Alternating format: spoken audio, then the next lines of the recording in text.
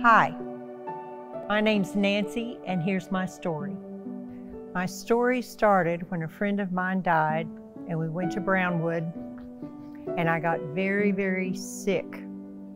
I was so sick I couldn't go to the funeral. And I told my husband, something's wrong. I don't know what it is, but something's wrong. I need a hospital. In the middle of the night, he tried to get me to come home, and I told him I was too sick to go anywhere. When morning came, we left and came back to Midland. And when we got here, it was COVID season, and he couldn't come in. So I laid in that hospital, and they gave me some stuff, and the doctor said, "I think you're going to do fine. I'm going to send you home."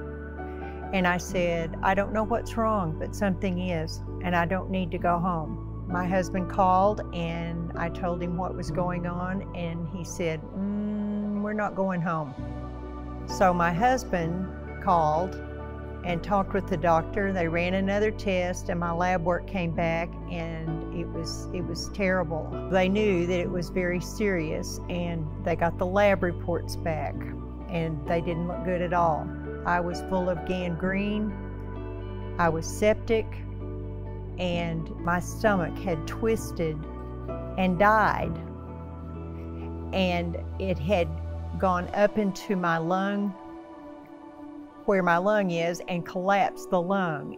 I have a dear friend who is a hospitalist there, and she pulled my labs up, and she burst into tears, and she said, "We're going to lose Nancy."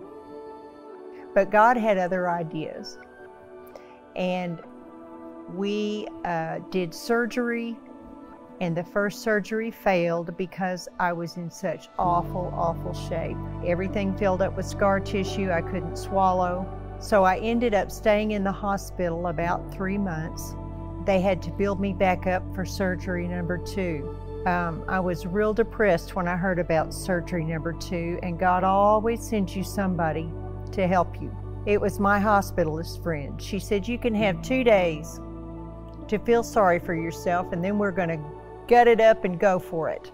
I said, "All right, that's what we'll do."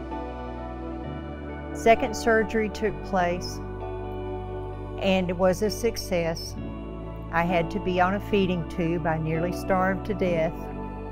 I was so afraid that I couldn't eat, but I prayed every day, and I can tell you that He walked with me every step of the way, and I'm here today because He has more for me to do.